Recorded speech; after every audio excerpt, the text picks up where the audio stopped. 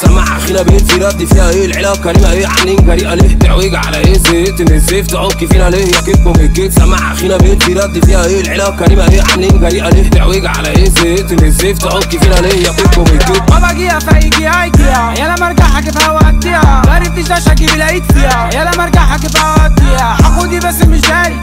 انها ما جاتش بسهوله باكل مفشوخه مخلكم مقفوله ما احنا في الشغل اللي انت مفقوله متجيبش سيرتهم ده بيحضروا عفاريت الاسفلت اللي بتكدروا بعدكم روس مش بتفكروا انت طلع من جنبي بصفره بفتح سمكي واجي مزفره ومفيش بغل فيكم بقدره يا بنات عيره كلت كل غيره شقد الجن اللي بتحضروا كانش له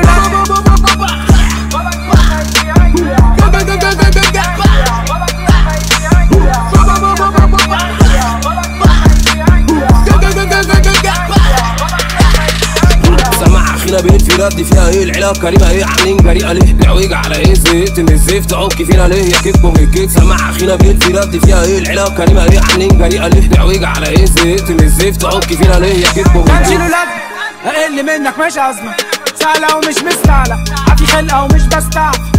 فما تذكرليش انا مش بستعنى اساميكم مش بنجمع سعنا بدري كروك جدع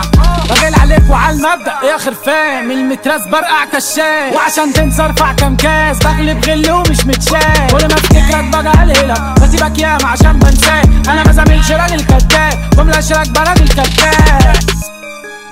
انا ليا اخواتي حاجه اصل الاصل انت كل اخواتك خيش وخري وخص وصلوا بطولة قدارة ما تنحنيش عشان الغدر باين واللي افتكرته اصيل طلع خسيس طلع خايب.